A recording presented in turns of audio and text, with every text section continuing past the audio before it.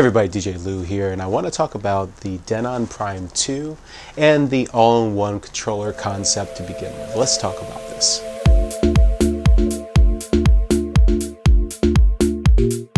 Alright everybody, before we start the video, please navigate down, hit that subscribe button, make sure you ding that notification bell as well. Also make sure to like the video, and please, if you want to support the channel, head over to my Patreon page and subscribe. Now first I want to give a big shout out to NLFX and Ben Stowe. Because of them, I'm able to do this video. This is not my own personal unit. However, this is my own independent review. I'm not being, of course, paid by anybody. I'm giving my fair assessment of what I think about this controller.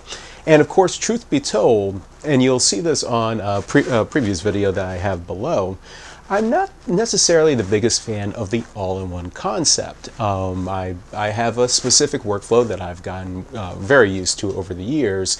But I wanted to take this out for a spin and see if it could convince me about just the all-in-one controller concept in general and how well this unit specifically is made. So I wanted to first lay out the kind of the foundation that this is being approached by somebody who's used to laptop DJing, that I've always used, whether it's a mixer deck combo or a controller, and not all-in-one units. And there have been some in the past. Denon, of course, has the 8000. Most people still use that in conjunction with something like, say, Serato. But this is one of those, those first real leaps into something truly independent. Now, Denon itself, I've always been very happy with the quality of the units, and the Prime 2 is no exception. Even though this is not made by big chunky metal like what you would say get out of a Newmark NS7 III, this is definitely something of, has a very solid feel. Feels very sturdy. Nothing really feels super cheap or anything like that. The general quality construction is definitely there. Alright, so some specifications here on the Prime 2. It comes in at $13.99, and as I mentioned at the end of the video, there will be a promo code to help on the pricing on that from NLFX. One thing to note on this, the Jog Wheels are 6-inch capacitive touch wheels. Now, it's definitely not the smallest in the industry, but there are controllers out there with larger wheels. The crossfader itself is actually replaceable. What you get from the crossover is actually a nice loose feel to it. Your normal channel faders are definitely a bit tighter. One thing to note about the USB outs on this, the R version 3. So that's actually a nice little benefit. A lot of manufacturers of audio equipment are still stuck in the 2.0 realm, very, very old, tried and true, but this does give version 3. Now, one of the things that definitely stands out between this versus the Prime 4 is the smaller touchpad that's there. The Prime 4 has, I think it's a 10.1-inch screen. This is the 7-inch screen, if I'm not mistaken. So you get a bit less screen real estate. Now, I'm actually used to using my iPad mini to control my digital mixer, so I actually don't necessarily mind having a smaller screen. And I think functionally, the smaller screen still definitely does everything that you need to do. However, I do have big digits. I did find myself every now and then fat fingering something, and this could of course be adjusted over time, but it is something that it would have been possibly, just a little bit bigger screen would have been nice, but it's not a detraction from it at all. The materials themselves, from all the buttons and everything, I think are very solid, although I wish I could have seen a slightly larger Akai-styled pad that you see on something like the Newmark NS7 III. These are just a little bit smaller. I don't think they're too small or anything like that, but it is a little noticeable compared to other controllers that I've used. Now, naturally, this is a smaller footprint to begin with, but I think they could have, worked around the size a little bit to have a little bit more area. So, and I'm not the typical pad type control person, but I think it is just something, again, I noticed this, so it's something that somebody should be aware of. Things like the scrolling and load mechanisms that you see on the top center are actually pretty nice and simple to use. But of course, you can also control that with the touchpad as well. So you actually get a bit of redundancy available if you're more of a button user versus using the touchpad. You get an ample enough of USB inputs. You also have SD card input and of course an internal hard drive that you can connect as well.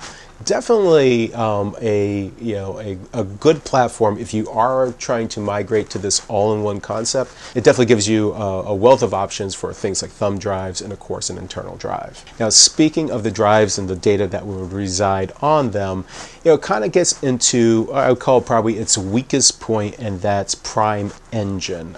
Even though they just actually released yet another update, I'm still just generally underwhelmed with what Denon has done with their software. It just seems a little bit too rudimentary. It just seems a bit lacking. Now that gets into the larger topic of the all-in-one concept as a whole. I actually spent some weeks playing around with this. Unfortunately, of course, there's no events for me to go to use this, but of course I've been using this as much as possible indoors. I actually did a live show for my radio show that I do on Saturdays. I actually used the Prime 2 on one of them. It was definitely more than usable, that's for sure. And I got used to having kind of everything there. Now, is this something that I would look forward to as a total replacement for what I have? Not right now. This is not the fault of Denon or any brand for that matter. It's just more so the concept of the all-in-one. I have my own personal bias because of my workflow, because of the way I manage my music. Everything from shortcuts, from the size of my libraries. I don't think it's best served by the all-in-one design, but this is just my own personal bias. When I did my radio show and used this, I actually loaded up a ton of songs plus what I was planning to do on my set on a USB drive. Everything analyzed super quick, everything responded quite well. I really have no complaints with what the Prime 2 was doing during that entire time. I do also have one additional personal bias of I love the spinning platter underneath my fingers, be it traditional vinyl, the Rain 12, my old Denon SC3900s, the Newmark NS7 III, and if I could have them, the Denon, the new motorized, the SC5000s and the 5500s, all, that's my choice. That's my real thing, and I would love Denon to have something like the Prime 2 with motorized platters. I think that could be super, super interesting. I think it's too niche for what they would want to do, but of course, I could have my own wish list.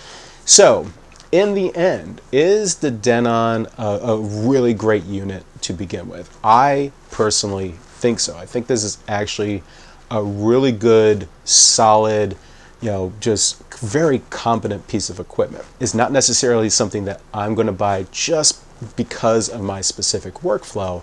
But if I were to go to the all-in-one concept, if I actually came back down to the idea of reparing down my library to be much smaller, this is a really great stepping stone, I think, into that platform.